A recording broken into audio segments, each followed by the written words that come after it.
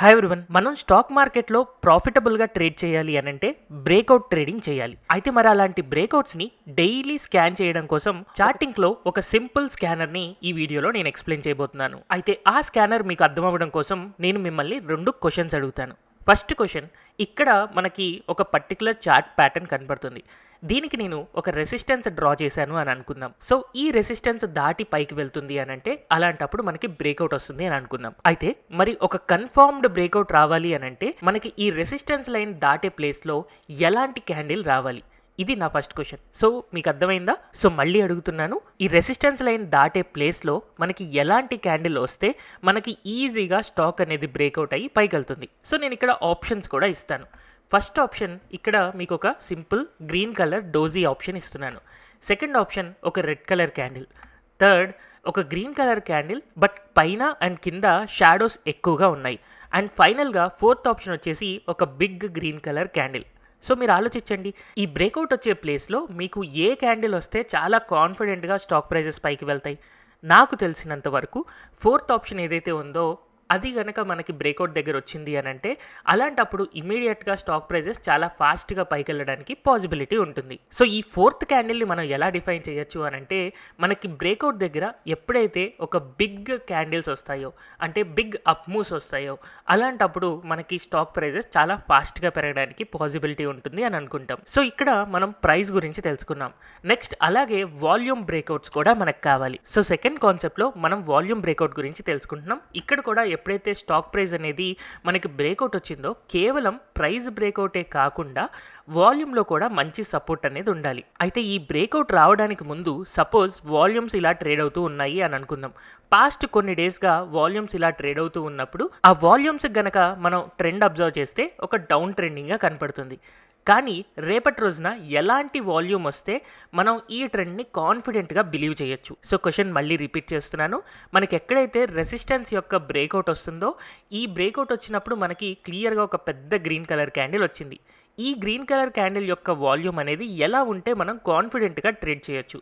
దీనికి నేను ఇచ్చే ఆప్షన్స్, నెంబర్ 1, మనకి ఇక్కడ హాలోగా కనపడుతున్నవి నిన్నటి దాకా వచ్చిన క్యాండిల్స్ అండ్ ఇలా డార్క్గా కనపడుతుంది ఈ రోజు యొక్క క్యాండిల్. సో ఒకవేళ ఈ బ్రేక్అవుట్ వచ్చిన రోజున ఇలాంటి క్యాండిల్ ఉంటే మనం ట్రేడ్ చేయొచ్చా? లేదా నెంబర్ 2 ఆప్షన్లో ఇంకొంచెం ఎక్కువ వాల్యూమ్ వచ్చింది, మరి అలాంటప్పుడు ఈరోజు మనం స్ట్రాంగ్గా ట్రేడ్ చేయొచ్చా? లేదా థర్డ్ ఆప్షన్, చాలా పెద్ద వాల్యూమ్, లాస్ట్ 5 డేస్తో కంపేర్ చేసుకుంటే చాలా పెద్ద వాల్యూమ్ వచ్చింది, సో ఇలాంటి ట్రేడ్ చేయొచ్చా? అండ్ ఫైనల్గా ఒక చిన్న గ్రీన్ కలర్ క్యాండిల్ వాల్యూమ్ వచ్చింది, దీన్ని కాన్ఫిడెంట్గా మనం ట్రేడ్ చేయొచ్చా? సో ఈ ఆప్షన్స్ చూసిన తర్వాత మనకి రెసిస్టెన్స్ ఎప్పుడైతే బ్రేక్అవుట్ అవుతుందో అలాంటప్పుడు బిగ్ వాల్యూమ్ వస్తేనే చాలా కాన్ఫిడెంట్గా మనం ట్రేడ్ చేయగలుగుతాం. సో ఇక్కడ థర్డ్ ఆప్షన్లో ఏం జరుగుతుంది, లాస్ట్ 5 డేస్ వాల్యూమ్ కంటే కూడా చాలా పెద్ద వాల్యూమ్ వస్తేనే అలాంటప్పుడే మనం వాల్యూమ్ బ్రేక్అవుట్గా కన్సిడర్ చేయాలి. సో ఈ 2 కండిషన్స్ని మనం కీ పాయింట్స్గా కన్సిడర్ చేస్తూ మనం దీనికి సంబంధించిన స్కానర్ని రాయబోతున్నాం. సో ఫస్ట్ పాయింట్ ఏంటి, మనకి బిగ్ ప్రైస్ అప్ మూవ్ రావాలి. సో నేను అనుకుంటున్నాను బిగ్ ప్రైస్ అప్ మూవ్ అంటే అట్లీస్ట్ 3% రావాలి అని అనుకుంటున్నాను. అండ్ అలాగే బిగ్ వాల్యూమ్ స్పైక్ కూడా ఉండాలి. అంటే బ్రేక్అవుట్ వచ్చిన రోజు వాల్యూమ్ ఏదైతే ఉందో లాస్ట్ 5 డేస్ కంటే కూడా ఎక్కువ వాల్యూమ్ ఉండాలి. అయితే ఇలా 3% ఎందుకు తీసుకోవాలి అండ్ 5 డేసే ఎందుకు తీసుకోవాలి అని అంటే ఎలాంటి సింపుల్ లాజిక్ లేదు. యాక్చువల్గా ఎక్స్పీరియన్స్డ్ బేస్గా నేను ఈ పాయింట్స్ చెప్తున్నాను.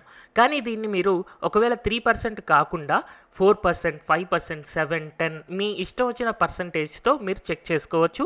అండ్ అలాగే కేవలం 5 డేసే కాకుండా last 10 days, 20 days, 100 days, 200 days కూడా మీరు కన్సిడర్ చేసుకొని స్కానర్ని క్రియేట్ చేసుకోవచ్చు. బట్ ఎనీహౌ నేను 3% అండ్ 5 డేస్ని కన్సిడర్ చేస్తూ స్కానర్ని క్రియేట్ చేసి మీకు చూపిస్తాను.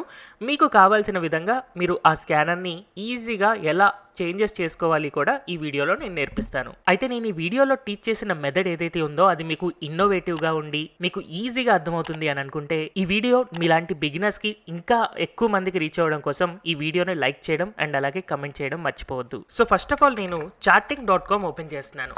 సో వన్స్ మనం charting.com ఓపెన్ చేసిన తర్వాత క్రియేట్ స్కాన్ మీద క్లిక్ చేయాలి. వన్స్ క్రియేట్ స్కాన్ ఓపెన్ అయిన తర్వాత ఇక్కడ మనకి ప్లస్ సింబల్ కనపడుతుంది. మీకు కొంచెం క్లియర్గా కనిపించడం కోసం నేను జూమ్ చేస్తున్నాను. సో ఫస్ట్ కండిషన్ మనం రాయడం కోసం ఈ ప్లస్ సింబల్ మీద క్లిక్ చేసి first of all bracket symbol మనం సెలెక్ట్ చేసుకోవాలి. సో బ్రాకెట్ అని టైప్ చేస్తే మనకి బ్రాకెట్ వాల్యూ వస్తుంది. ఇలా వచ్చిన తర్వాత నెక్స్ట్ ఇక్కడ మనం క్లోజ్ అనే ఆప్షన్ సెలెక్ట్ చేసుకోవాలి. సచ్ దట్ మనకి డైలీ క్లోజ్ అని వస్తుంది. ఈ డైలీ క్లోజ్ మైనస్ అని ఎంటర్ చేసుకున్న తర్వాత నెక్స్ట్ మనం ఇక్కడ ఓపెన్ సెలెక్ట్ చేసుకోవాలి. సో ఓపెన్ అని సెలెక్ట్ చేసుకొని దీన్ని డివైడెడ్ బై మళ్ళీ ఇక్కడ కనపడుతున్న నెంబర్ 20 మీద సెలెక్ట్ చేసి ఓపెన్ సెలెక్ట్ చేసుకోవాలి. సో ఇలా ఓపెన్ కనుక సెలెక్ట్ చేసిన తర్వాత ఈ కండిషన్ మొత్తానికి అగైన్ మనకి ఇక్కడ మైనస్ ఇంటూ సింబల్ కనపడుతుంది కదా, దీని మీద క్లిక్ చేసి గ్రేటర్ దెన్ అనే ఆప్షన్ని సెలెక్ట్ చేసుకోవాలి.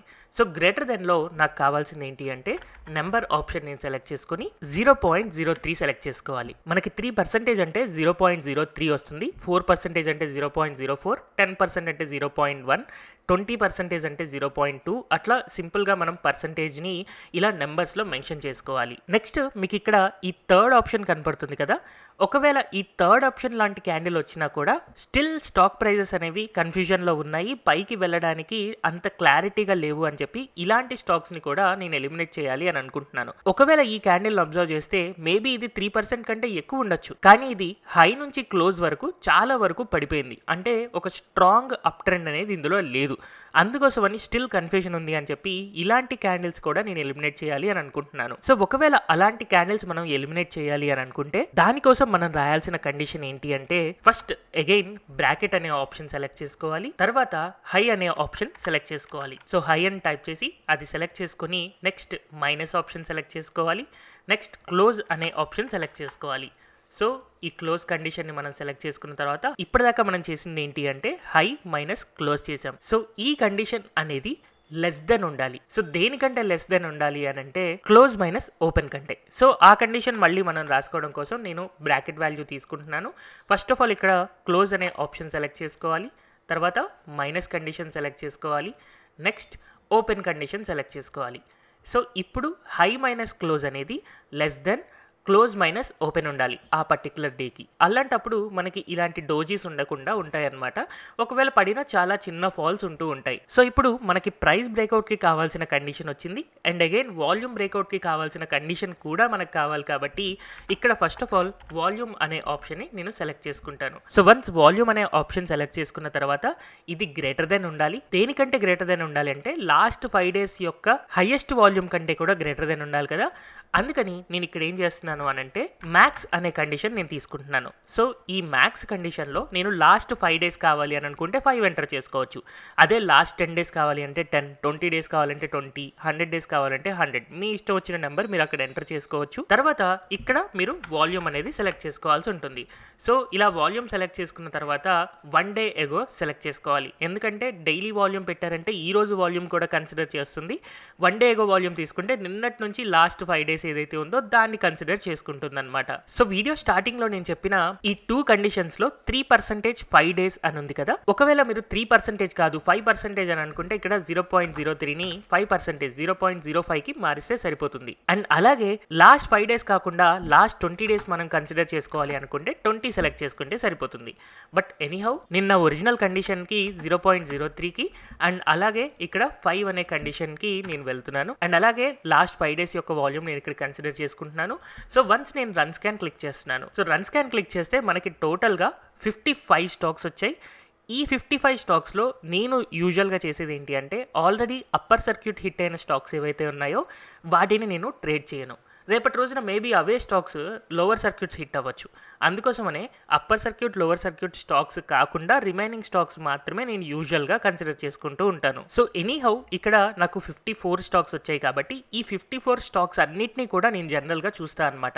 సో ఎలా చూడాలి 54 స్టాక్స్ అంటే సింపుల్గా మనం కీబోర్డ్లో మనం కంట్రోల్ ఆప్షన్ని ప్రెస్ చేసి నెక్స్ట్ వీటి మీద క్లిక్ చేసామని అనుకోండి, న్యూ ట్యాబ్లో అవి ఓపెన్ అయిపోతాయి. ఇలా సెకండ్, థర్డ్, ఫోర్త్, ఫిఫ్త్ ఇలా ఒకేసారి నేను 10 స్టాక్స్ ఓపెన్ చేసుకుంటాను. సో మనకి అప్పర్ అండ్ లోవర్ సర్క్యూట్ కాకుండా ఉండాలి అని అంటే లెస్ దెన్ 7%, 8% ఉన్న స్టాక్స్ మనం సెలెక్ట్ చేసుకుంటే మంచిది. అండ్ ఇంకొక థింగ్ ఏంటి అంటే ఆల్రెడీ రెసిస్టెన్స్ బ్రేక్ అయిపోయిన తర్వాత 10-15% పెరిగాయి అంటే ఇంకెంత పెరగడానికి ఛాన్స్ ఉంటుంది అనే డౌట్ కూడా ఉంటుంది కదా. సో నేను ఫర్ ఎగ్జాంపుల్ ఇక్కడ కిర్లోస్కర్, క్విక్ హీల్, జయప్రకాష్ ఇలా 3 స్టాక్స్ ఓపెన్ చేశాను. సో వీటిలో నేను అబ్జర్వ్ చేస్తే ఇక్కడ నాకు క్లియర్గా ఒక బ్రేక్అవుట్ కనపడుతుంది. అండ్ ఈ బ్రేక్అవుట్ దగ్గర వాల్యూమ్ ఇంక్రీజ్ కూడా వచ్చింది, కానీ అంత పెద్ద వాల్యూమ్ ఇంక్రీజ్ ఏమీ కాదు. బట్ ఎనీహౌ ఇది కనుక నేను అబ్జర్వ్ చేస్తే ఒక కప్ అండ్ అలాగే హ్యాండిల్ ప్యాటర్న్ లాగా ఉంది. కాబట్టి ఈ కప్ అండ్ హ్యాండిల్ ప్యాటర్న్ని యూజ్ చేసుకుంటూ ఒకవేళ నేను ఈ స్టాక్ని ఈ ప్రైస్లో కనుక బై చేశాను అని అనుకుంటే స్టాప్ లాస్ ఇక్కడ ఉంటుంది అండ్ టార్గెట్ ఈ కప్ డెప్త్ ఎంతైతే ఉంటుందో అంత పెరుగుతుంది అని చెప్పి దీన్ని బై చేసుకోవచ్చు. నెక్స్ట్ ఇక్కడ క్విక్ హీల్ టెక్నాలజీస్ చూస్తే ఇందులో నాకు ఎలాంటి ప్యాటర్న్ కనిపించట్లేదు కాబట్టి దీన్ని నేను సింపుల్ గా ఇగ్నోర్ చేస్తాను. నెక్స్ట్ అలాగే జయప్రకాష్ వెంచర్స్ లో కూడా ఇది ఇంకా ఒక సైడ్ వైజ్ మూమెంట్ లోనే ఉంది కాబట్టి ఇది కూడా ఇగ్నోర్ చేస్తాను. బట్ ఇలాంటి స్టాక్ స్కానింగ్ చేసినప్పుడు డైలీ మనకి 20, 30 ఆర్ 50 స్టాక్స్ వరకు వస్తూ ఉంటాయి. సో ఇలాంటి స్టాక్స్లో మనం ఏ స్టాక్స్లో అయితే ఇలాంటి టెక్నికల్ ప్యాటర్న్స్లో బ్రేక్అవుట్ వచ్చిందో అండ్ అక్కడ మనకి వాల్యూమ్ కన్ఫర్మేషన్ ఉంటుందో అలాంటప్పుడు మనకి టార్గెట్ అండ్ స్టాప్ లాస్ తెలుస్తుంది. కాబట్టి మనం రోజు ఇలా స్కాన్ చేసుకుంటూ రేపటి రోజున ఎలాంటి స్టాక్స్ ట్రేడ్ చేయాలి అని చెప్పి మనం ఈజీగా డెసిషన్ తీసుకోవచ్చు. సో ఈ వీడియో ద్వారా మీరు జస్ట్ చార్టింగ్లో ఒక స్క్రీన్ని రాయడం నేర్చుకున్నారు అన్నదే కాకుండా అసలు ఎలాంటి స్టాక్స్ని ట్రేడ్ చేయాలి అన్నది కూడా తెలుసుకున్నారు అని అనుకుంటున్నాను. ఈ వీడియో మీరు ఎండ్ దాకా చూశారు అని అంటే ఖచ్చితంగా మీరు చాలా మంచి కాన్సెప్ట్స్ నేర్చుకొని ఉంటారు. ఇది ఇంకా ఎక్కువ మందికి రీచ్ అవ్వడం కోసం ఈ వీడియోని లైక్ చేయడం అండ్ అలాగే కింద కమెంట్ సెక్షన్లో మీరు ఏమనుకుంటున్నారో చెప్పడం అస్సలు మర్చిపోవద్దు. ఇలాంటి మంచి వీడియోస్ కోసం తెలుగు స్టాక్ ఛానల్ని సబ్స్క్రైబ్ చేసుకోండి. Thank you everyone for watching this video.